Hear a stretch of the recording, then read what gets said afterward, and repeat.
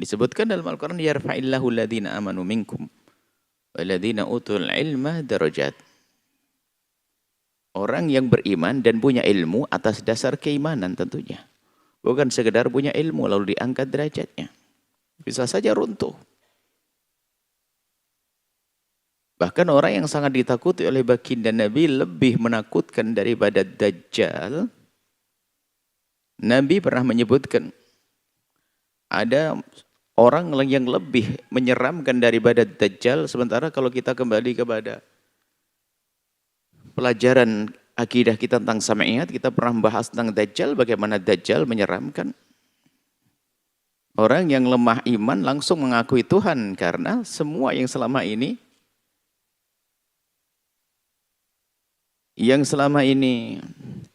kita anggap sesuatu yang mengagungkan, seperti keramat-keramat para kekasih-kekasih Allah. Bahkan menurunkan hujan, tanah gersang jadi tumbuh, tumbuh tumbuhan, wanita tidak hamil dan seterusnya. Sesuatu yang mengagumkan, ini bisa dilakukan oleh Dajjal terkutuk. Dajjal bisa saja terlihat menjadikan sebab turun hujan seketika itu juga. Sehingga orang-orang yang lemah iman langsung mengakui sebagai Tuhan.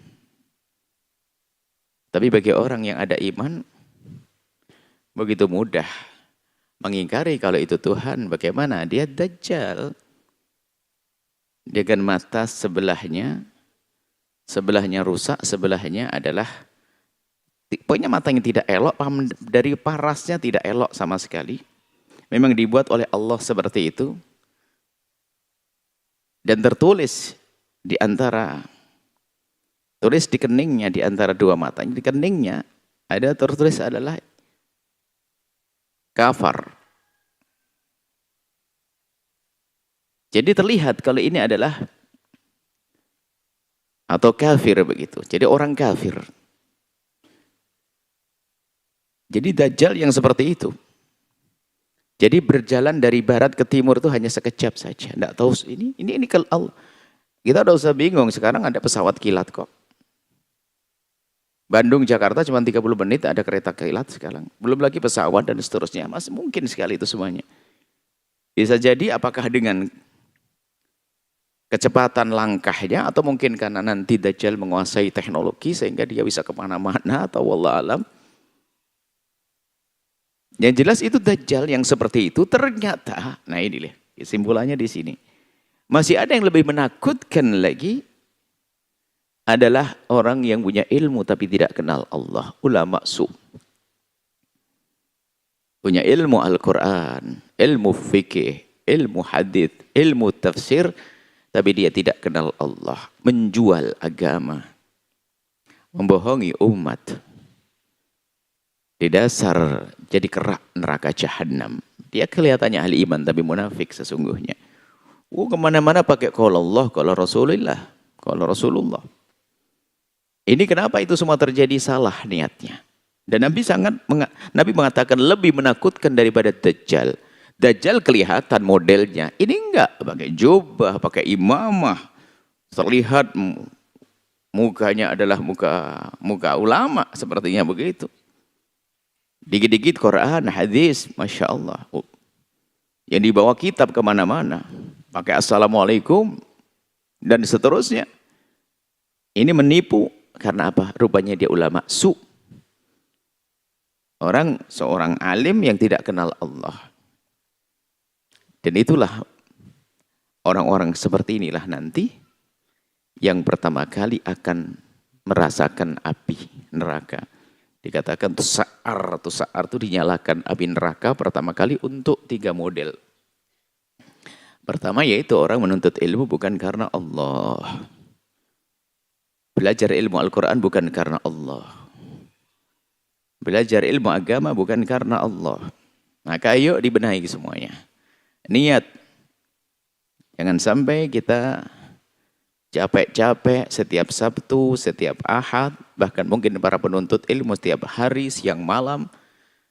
Akan tapi ujung-ujungnya adalah di dasar neraka.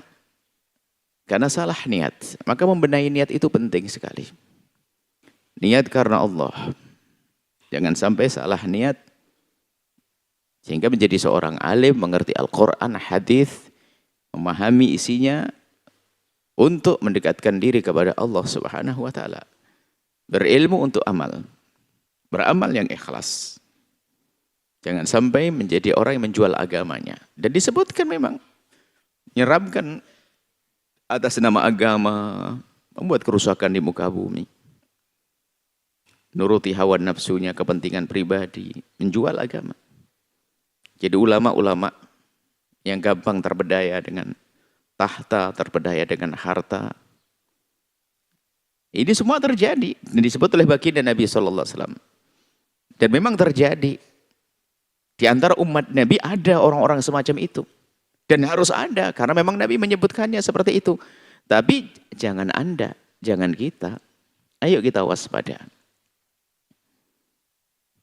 Segera diamalkan ilmu yang kita dapat. Sebisa mungkin. Jangan sampai hanya sekedar punya ilmu tapi untuk membohongi, menjual, untuk mencari kepentingan pribadi. Kan disebutkan ya dalam satu riwayat yang nuntut ilmu agama ini kalau bukan karena Allah. Man talaba ilma mimma yubtagha bihi wajhullahi.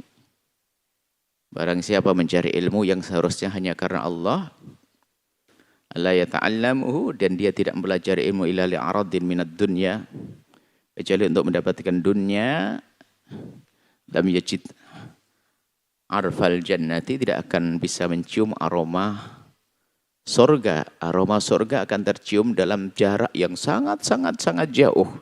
Nyium aja enggak, berarti enggak akan masuk orang seperti itu. Itu adalah ahadithul ismati yang para ulama sebagai menyebut hadis-hadis penjagaan untuk kita. Kalau kita peduli, kita meresapi betul hadis-hadis yang disebutkan Nabi, maka dia akan terjaga.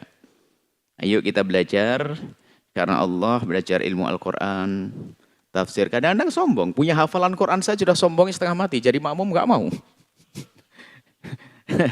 Gara-gara hafal Quran saja ini, baru hafal Quran dia. Jadi makmum enggak mau.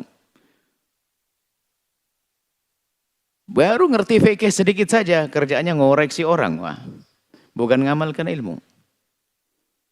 Padahal sangat, ilmunya diketahui, ya ada sangat-sangat dangkal. Cuma seolah sudah menyalahkan orang sana sini dan seterusnya. Karena salah niat. Dan penting sekali sehingga Imam Nawawi rahimahullah ta'ala dalam kitab Arba'in Nawawiyahnya memulai kitab hadisnya dengan innamal a'malu binniyati. Kemudian juga Imam Ghazali dengan kitab Hidayatul Hidayahnya juga membahas tentang bagaimana kita niat di dalam mencari ilmu. Imam Ghazali dengan kitab Ihya'nya Babul Ilm dan niat dalam ilmu, panjang kisahnya. Memang perlu kita meluruskan hati karena Allah Subhanahu wa taala. Baik, kita mulai, kita langsung saja kepada tafsir. Kita tidak mengatakan majelis tafsir di sini, akan tapi kita jadikan majelis tafsir maknanya kami mengutip tafsiran para ulama-ulama untuk kami hadirkan. Kami bukan mufassir, kami tidak bisa menafsiri dari diri kami sendiri.